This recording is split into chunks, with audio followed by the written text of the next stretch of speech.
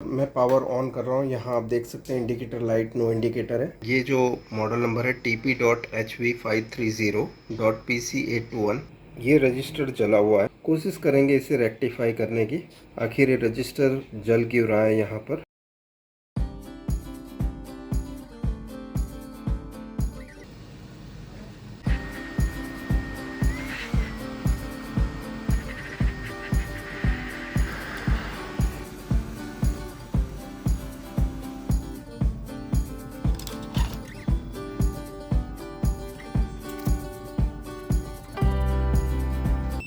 CMD के साथ आ रही है, कमांड लाइन के साथ। बॉल की सॉर्टिंग हो, क्योंकि सभी जितने भी यहाँ पर सिग्नल्स दिख रहे हैं उसके बाजू में VSS की ट्रैक होती है। मैं आपको बता देता हूँ VSS की ट्रैक कहाँ पर है। इधर ये VSS है और ये पॉइंट CMD का यहाँ पर आ रहा है। इसके शॉर्ट होने की वजह से ये रेजिस्टेंस जल रहा था।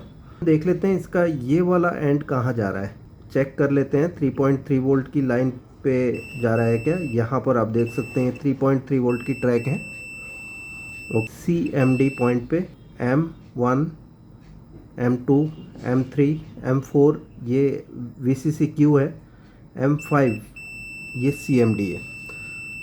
सो अभी हम पहले IC की रिबॉलिंग करके प्रोग्रामर पे रीड कर लेते हैं इसकी डेटा। अगर जो रीड हो जाता है तो ये IC ओके है। हम eMMC IC की अभी रिबॉलिंग कर रहे हैं। IC को मैंने फिक्स कर दिया है स्टेंसिल।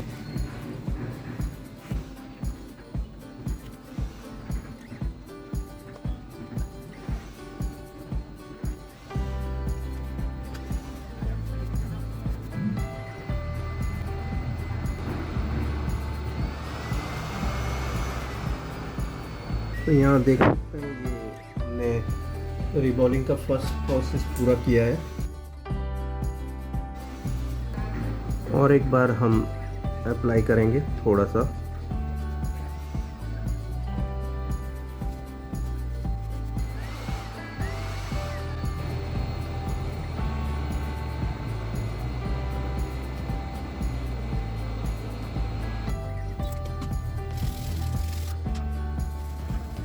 अब स्टेंसिल में से हम IC को निकाल लेते हैं।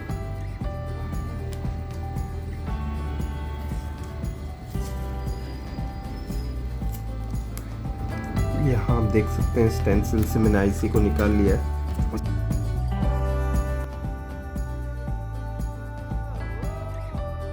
रिबॉलिंग का लास्ट प्रोसेस।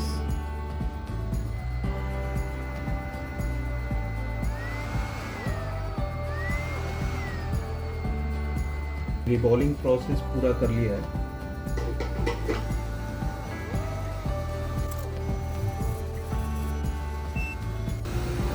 तो यहाँ आप देख सकते हैं रिबॉलिंग हमने कंप्लीट कर ली है। हम प्रोग्रामर पे लगाकर चेक कर लेते हैं ये IC में डेटा है या नहीं, ये IC रीड होती है या नहीं। IC का नंबर है THG BMD GS D1L BAIL।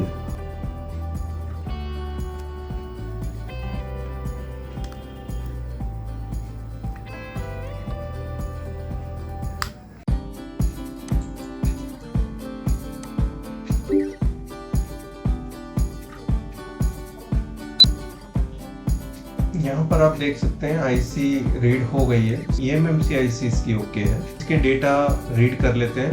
User area हम EFI लाइट से रीड करेंगे, इसलिए यूजर एरिया मैंने ले रहा हूँ यहाँ पर। और बाकी की ये 4 फाइल मैं रीड कर रहा हूँ। मैं रीड बटन का यूज कर रहा हूँ यहाँ पर।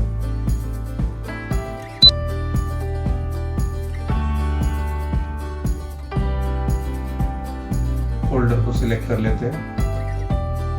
यहाँ आप देख सकते हैं ये सभी फाइल रीड हो गई, जिसमें boot 2 file, boot 1 file, RPMB और CSD फाइल, ये सभी कहाँ रीड हुई है मैं आपको बता देता हूँ यहाँ पर। ठीक है, और इंफॉर्मेशन भी आ गई है इसकी। इसमें CSD और CIDs की IC की यहाँ हम देख सकते हैं। और फर्मवेयर वर्जन है 0x1। सॉकेट को निकाल लेंगे प्रोग्रामर का मेन इंटरफेस से और EFI लाइट पे लगा देंगे इसे। सो यहाँ आप देख सकते हैं ये अभी कनेक्ट हुआ है या नहीं देख लेते हैं। यहाँ पर आप देख सकते हैं UEFI light, eMMC, USB reader, USB device. ठीक है, ये अभी हाईलाइट चल रहा है और टिक मार्क इसी पे है, मतलब ये सिलेक्ट हो गई है। अभी हम आइडेंटिफाई eMMC कर लेते हैं।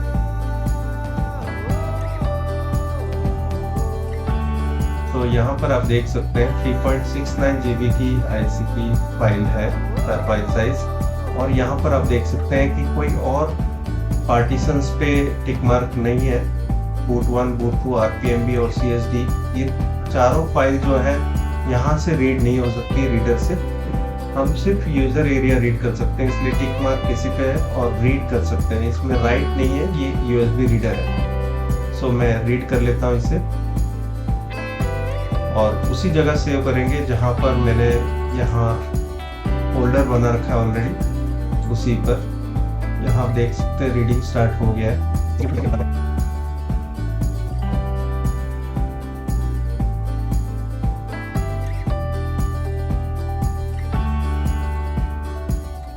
यहाँ पे यूजर एरिया रीड हो गया है, यहाँ आप देख सकते हैं। इसकी फाइल साइज है 3.68 GB।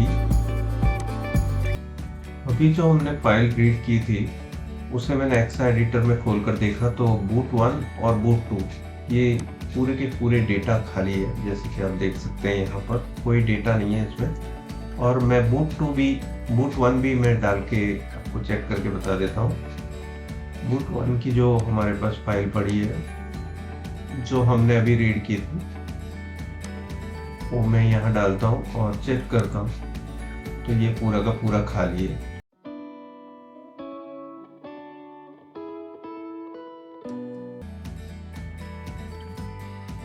और यहाँ पर eMMC IC आप देख सकते हैं, ये हमने लगा दी सही जगह पर। RT809H प्रोग्रामर का यूज़ करते हुए इसके अंदर क्या प्रॉब्लम है ये चेक करेंगे। RT809H प्रोग्रामर का यूज़ कर रहा हूँ और मैंने यहाँ आप देख सकते हैं VGA केबल को VGA-ISP पॉइंट के साथ लगा दिया है और केबल को, ये डेटा केबल को ऑल इन वन के साथ मैंने लगा दिया है। यहाँ पर अब हम चेक करेंगे इसकी सीरियल प्रिंट वैल्यू में क्या फॉल्ट बता रहा है ये बोर्ड। मैं इसे ओपन कर देता हूँ RT809H प्रोग्राम को। अब पैरामीटर सेटिंग में हम VGA RxD SDA 11 पे रखते हैं और SCR 4 पे और सेव कर देते हैं। बॉड रेट 1,15,200 पे ही रखना है। अब मैं सीरियल प्रिंट दबाने के बाद पावर दूंगा बोर्ड को। यहाँ मैंने पावर दिया। यहाँ आप देख सकते हैं यहाँ पर boot RAM start, boot media eMMC और eMMC इनिशियलाइजेशन एरर बता रहा है, स्टार्ट फास्ट बूटिंग।